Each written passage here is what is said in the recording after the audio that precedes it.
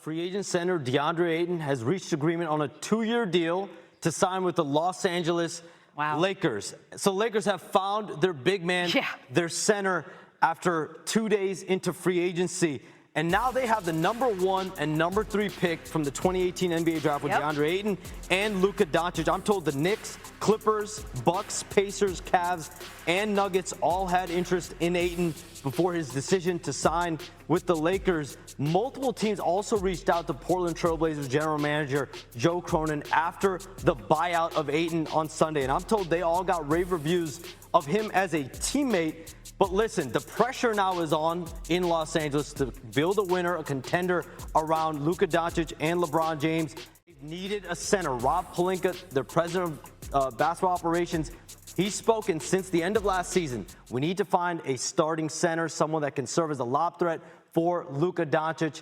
2 days into free agency, Rob Pelinka, DeAndre Ayton's agents, reached an agreement on a 2-year deal with a player option for the big man to be in LA. Bit of an injury-plagued season for Ayton last year in Portland. He was limited to just 40 games, but he did shoot 56% from the field in the games that he played. Now, El Duncan back with you on SportsCenter with more on our breaking news just this hour. Shams Charania reporting that former #1 overall pick Deandre Ayton cleared waivers and agreed to a deal with the Lakers. 2 years with a player option. He negotiated a buyout with the Blazers because he said he wanted to play for a winner, and there was apparently some stiff competition to get him. But alas, he's in Hollywood. And here's what a potential lineup could look like for the Lakers with Ayton sliding into that starting center role. Let's bring in our front office insider, Bobby Marks, for much more on this and to break it down. Let's talk about it. How you like to fit Ayton with the Lakers?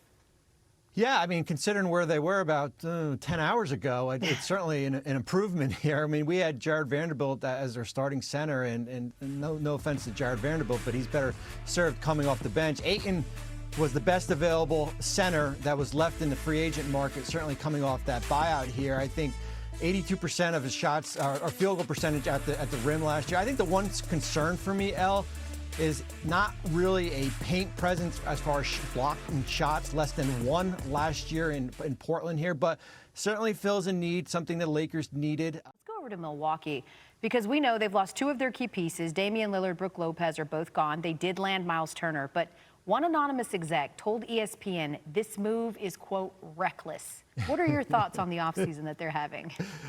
I don't know if I'd go reckless. I'd say probably more desperate. I mean, I think when you look at where Milwaukee was, and listen, they took the Damian Lillard money and they stretched it out over 5 years. It's basically, Al, if I gave you a credit card and said you had 0% interest on it, but you had to pay 40% in years 2 to 5 when you start paying something, that's where the cost is going to hit Milwaukee here, is that it's not about the future, it's about the now for Milwaukee when you add Miles Turner to this roster in Milwaukee.